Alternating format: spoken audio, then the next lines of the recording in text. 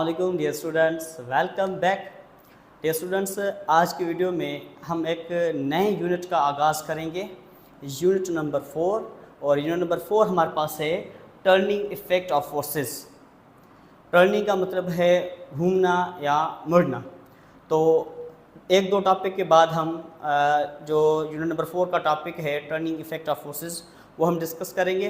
लेकिन आज की वीडियो में हम जो यूनिट नंबर 4 का जो फर्स्ट टॉपिक है, और फर्स्ट टॉपिक हमारे पास है like parallel forces and unlike parallel forces. तो डियर स्टूडेंट्स, अगर आप चैनल पर नए हैं तो काइंडली चैनल को सब्सक्राइब करें, लाइक करें, शेयर करें। आप देख रहे हैं physics with sir Majid Suleman. तो स्टार्ट करते हैं हम लाइक पैरेलल फोर्सेस और unlike parallel forces. Dear students, like parallel forces और अनलाइक पैरेलल फोर्सेस जो हैं ये तो टाइप्स हैं इसकी पैरेलल फोर्सेस की। लेकिन हम देखेंगे कि पैरेलल फोर्सेस को कहते हैं। डियर स्टूडेंट्स, प्रीवियस क्लास में आपने ज्योमेट्री में, मैथ्स में ज्योमेट्री का जो यूनिट है उसमें आपने एक टॉपिक पढ़ा था। टॉपिक हमारे पास है पैरेलल लाइंस। पैरेलल लाइंस ऐसी लाइंस होती हैं जो एक दूसरे से इंटरसेक्ट नहीं करती। तो ऐसी लाइन को हम क्या कहते हैं? Parallel lines. अगर आप इन लाइन को जितना भी एक्सटेंड करें, ये लाइंस कभी भी आपस में इंटरसेक्ट नहीं करेंगी। तो ऐसी लाइंस को हम कहते हैं पैरेलल लाइंस। अब पैरेलल फोर्स किसको कहते हैं? टू और more forces which are parallel to each other are called parallel forces. दो या दो से ज़्यादा अगर फोर्सेस एक दूसरे के पैरेलल हैं तो हम इन फोर्सेस को नाम देते हैं पैरेलल फोर्सेस। फिर पैरेलल फोर्सेस के मज़ीद दो टाइप्स हैं। एक हमारे पास लाइक पैरेलल फोर्सेस हैं और दूसरे हमारे पास अनलाइक पैरेलल फोर्सेस हैं। ये लाइक पैरेलल फोर्सेस या अनलाइक पैरेलल फोर्सेस हम इसको क्यों कहते हैं? तो एक चीज़ क्लियर हो गई। पैरेलल फोर्सेस मतलब ऐसी फोर्सेस जो एक दूसरे के पैरेलल हों। तो ऐसी फोर्सेस को हम क्या कहते हैं? Parallel force. वो फोर्सेस ऐसे भी हो सकती हैं, वो फोर्सेस ऐसे भी हो सकती हैं, वो फोर्सेस ऐसे भी हो सकती हैं, लेकिन कंडीशन ये है कि वो पैरेलल हो। तो ऐसी फोर्सेस को हम नाम देंगे पैरेलल फोर्सेस। फिर पैरेलल फोर्सेस को हम मज़ीद जो है ना दो पार्ट्स में, दो टाइप्स में डिवाइड करते हैं। एक लाइक पैरेलल फोर्सेस, दूसरी अनलाइक पैरेलल फोर्सेस। अब लाइक पैरेलल फोर्सेस किसको कहते हैं? फर्स्ट करें, हमारे पास ये एक ऑब्जेक्ट है, ये हमारे पास एक ऑब्जेक्ट है और इस ऑब्जेक्ट के ऊपर दो फोर्सेस एक्ट हो रही हैं। एक फोर्स यहाँ से एक्ट हो रही है F1 और दूसरी जो है यहाँ से एक्ट हो रही है और ये हमारे पास है F2। अब आप देखें इस बॉडी पर या इस ऑब्जेक्ट के ऊपर दो फोर्सेस एक्ट हो रही हैं और दोनों की जो डायरेक्शन है वो सेम है। तो ऐसी फोर्सेस को हम कहते हैं लाइक पैरेलल फोर्सेस। ये दोनों पैरेलल हैं, लेकिन ऐसी फोर्सेस जो एक ही डायरेक्शन में एक्ट हो तो उन तमाम फोर्सेस को हम नाम देते हैं लाइक पैरेलल फोर्सेस। कंडीशन इसमें भी ये पैरेलल होंगी लेकिन सेम डायरेक्शन। यहाँ पर जो पैरेलल फोर्सेस है ना, इसकी डायरेक्शन अपोजिट भी हो सकती है। फर्ज करें अगर एक फोर्स इस डायरेक्शन में एक्ट हो रही है, दूसरी इस डायरेक्शन में एक्ट हो रही है, ये दोनों हैं पैरेलल लेकिन इनकी डायरेक्शन अपोजिट है। तो यहाँ पर जो लाइक पैरेलल फोर्सेस हैं ऐसी फोर्सेस होती हैं जो एक ही डायरेक्शन में एक्ट हो। तो ऐसी फोर्सेस को हम नाम देते हैं लाइक पैरेलल फोर्सेस। इसकी डेफिनेशन क्या होगी? अ फोर्स या दोज फोर्सेस, हम लिखेंगे यहाँ पर those forces which are acts along same direction are called like parallel forces। Like इसलिए कह रहे हैं क्योंकि ये एक ही डायरेक्शन में, सेम डायरेक्शन में एक्ट हो रही है। तो इन तमाम फोर्सेस को हम नाम देते हैं लाइक पैरेलल फोर्सेस। फर्स्ट करें ये ऑब्जेक्ट है, एक फोर्स यहाँ से एक्ट हो रही है डाउनवर्ड और दूसरी फोर्स यहाँ से एक्ट हो रही है डाउनवर्ड। तो ये भी लाइक पैरेलल फोर्सेस हैं।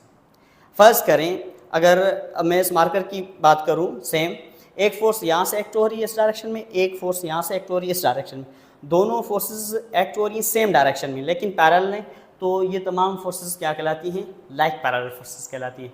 फर्स्ट करें जब हम गाड़ी को धक्का लगाते हैं, गाड़ी को जब हम धक्का लगा रहे होते हैं तो वहाँ पर दो या दो से ज़्यादा फोर्सेस होती हैं लेकिन एक ही डायरेक्शन में हम फोर्स को एक्ट करते हैं। तो ये भी फोर्सेस जो हैं हमारे पास क्या हैं? लाइक पैरेलल फोर्सेस हैं। अब फर्ज करें अगर हम अनलाइक पैरेलल फोर्सेस की बात करें, फ़र्ज़ करें अगेन मेरे पास ये एक बॉडी है, एक फोर्स फ़र्ज़ करें इस डायरेक्शन में एक्ट हो रही है, वो हमारे पास F1 है, और दूसरी फोर्स इस डायरेक्शन में एक्ट हो रही है, वो हमारे पास F2 है। यहाँ पर दोनों फोर्सेस पैरेलल हैं।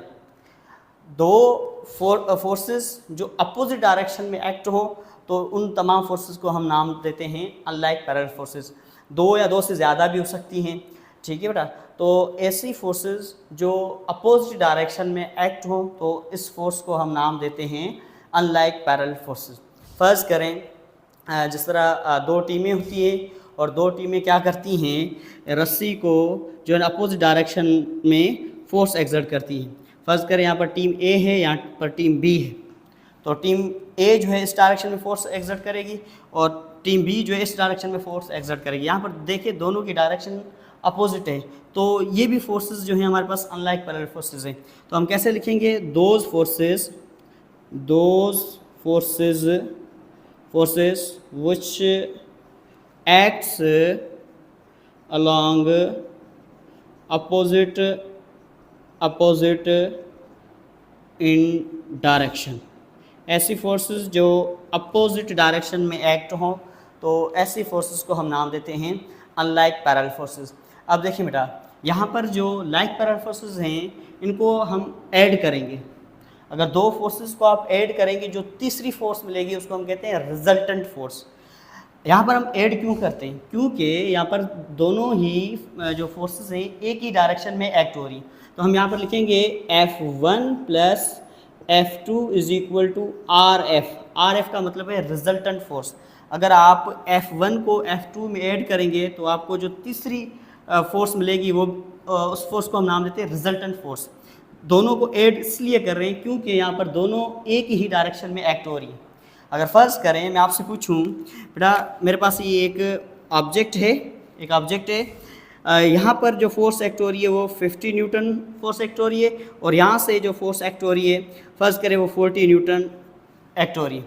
तो बताएं इसका रिजल्टेंट क्या होगा, या ये किस डायरेक्शन में जाएगा। तो आप बोलेंगे सर ये इसी डायरेक्शन में मूव करेगा जिस डायरेक्शन में फोर्सेस एक्ट हो रही हैं। और कितनी फोर्स के साथ अब ये मूव करेगा, अब ये फोर्स रिजल्टेंट फोर्सेस के साथ मूव करेगा, और रिजल्टेंट फोर्स हमारे पास क्या है 90 न्यूटन होगी।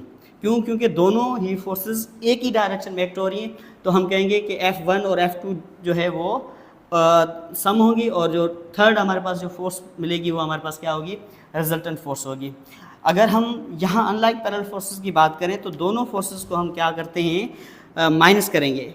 फ़र्ज़ करें हमारे पास F1 है प्लस F2, और यहाँ पर जो आपके पास रिज़ल्ट मिलेगा रिजल्टेंट फोर्स वो क्या होगी। देखिए यहाँ पर हम ऐड नहीं करेंगे, क्यों, क्योंकि एक फोर्स फ़र्ज़ करें अगर राइट डायरेक्शन में एक्ट हो रही तो दूसरी लेफ़्ट में एक्ट होगी, तो अपोजिट डायरेक्शन के लिए हम माइनस की साइन देते हैं। तो यहाँ पर होगा F1 plus minus F2 is equal to RF। तो ये हो जाएगा F1 माइनस F2। तो इसका जो रिजल्टेंट होगा वो क्या होगा, F2 minus F1 is equal to RF। और याद रखिएगा यहाँ पर F1 बड़ी होगी F2 से, और यहाँ पर F2 बड़ी होगी F1 से।